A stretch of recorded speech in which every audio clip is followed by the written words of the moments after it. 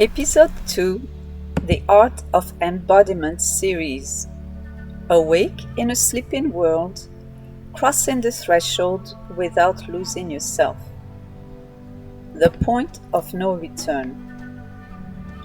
And why surrender is the exit, not the trap. The threshold moment.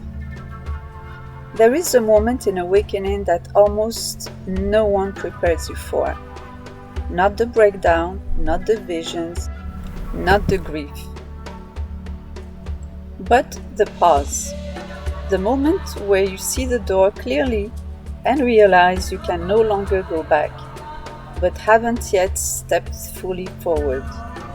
You are awake enough to know the old world is false and dead, but not yet stabilized enough to live fully in the new one. And this space, the threshold, the in-between, is exhausting. When the soul lies down in the grass, the world is too full to talk about, roomy. Yet many linger here far too long. The point of no return. This phrase is not confusion. It is clarity without consent. You now see how much of life is performance, how many relationships are maintained through fear or need or obligation, how systems function through unconscious agreement and based on exploitation, how identity itself was constructed, and once seen, it cannot be unseen. Carl Jung named this moment precisely, "There is no coming to consciousness without pain." This is the point of no return, not because something external changed, but because you did. The cost of staying at the threshold. Here is the truth most people don't want to admit. Staying in the in-between too long is more exhausting than choosing. Why?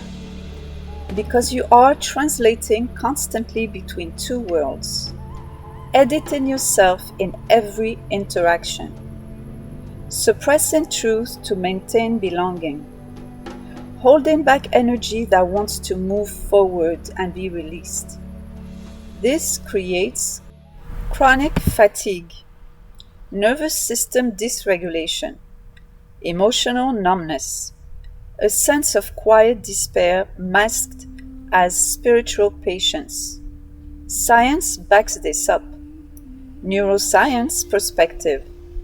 Cognitive dissonance, which is holding conflicting realities, taxes the brain heavily. The nervous system cannot remain in prolonged ambiguity without cost. Your body is not confused. It is asking for resolution. The myth of waiting until I'm ready. Here's the trap. People think they're waiting for certainty. But what they're really doing is resisting loss. Loss of familiar identities, of old roles, of conditional belonging, external validation, who they thought they'd be. Joseph Campbell said it clearly. The cave you fear to enter holds the treasure you seek. At this stage, resistance doesn't protect you. It prolongs the suffering. Surrender, what it really is and what it is not. Let's be precise. Surrender is not giving up, collapsing, becoming passive, letting life happen to you. Surrender is ending resistance to what you already know is no longer true.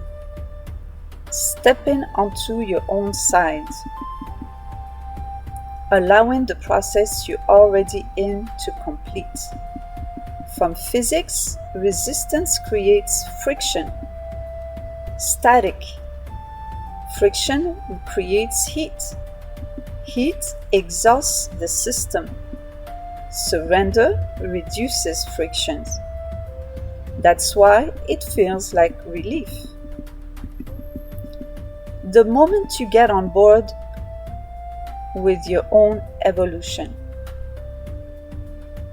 This is the moment many people describe as when something clicked. I stopped fighting. I exhaled for the first time. I chose myself. It doesn't mean fear disappears. It means fear no longer drives. You realize some things cannot come with you. Some relationships were seasonal. Some versions of you have completed their role. The lessons have been learned. And instead of negotiating endlessly with the past, you release it with honesty. You integrate the lessons and you move forward. What you let go of was already gone. Eckhart Tolle. Striking real-world examples. Example 1. In the field of relationships. You stop forcing chemistry where resonance no longer exists. Not because you're cold, but because your body says no. Your body refuses to play along. This is not emotional detachment, it is energetic integrity. Example 2. Work and money. You still participate in systems, but without worshiping them. You stop sacrificing your nervous system for survival scripts that no longer fit.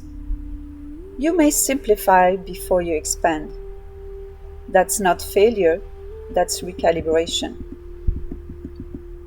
Example 3. Identity. You stop explaining yourself. You stop justifying your path. You stop needing agreement. You trade being understood for being aligned. Your relationships are no longer based on a trade-off, on transactions. They are based on love and organic evolution. The mystics and science deliver the same message. Mystics called it death before death. Psychology calls it identity dissolution. Neuroscience calls it repatterning. Different languages, same process. Alchemy named it this stage as the end of nigredo, the blackening. Not punishment, preparation for the next stage, albedo. Nothing false survives this place. The relief of choosing. Here is the quiet truth. Once you choose to fully step forward, your energy returns. You live life fully as you, whole, with your dark side, quote unquote, integrated, whole, one. Not because life gets easier, but because you stop leaking power backward. You stop standing in the doorway, you walk through it, and suddenly your body settles down, your mind quiets, your intuition sharpens, your pace slows, your trust deepens. Leap and the net will appear. Zen proverb. The net was never external. It was internal. It was coherence. The final reframe. The final reframe. You are not losing the world. You are relating to it honestly for the first time. You are not becoming less human. You are becoming undivided, whole. You are not abandoning your lineage.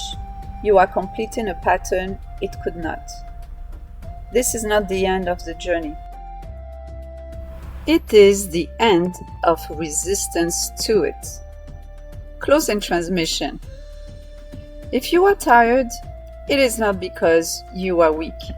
It is because you are done pretending. Surrender here is not collapse. It is alignment. And alignment is where energy returns. Now, subscribe to Stillfire 1111. Download the ebook Energy is Everything using science and spirits to master vibrational reality. This ebook is free for subscribers of Stillfire 1111 YouTube channel. Watch also the first episode in this series called The Art of Embodiment, and also comment, I choose to step forward. The fire does not ask you to hurry, only to stop standing still. The frequency calls, the fire rises, enter at your own shift.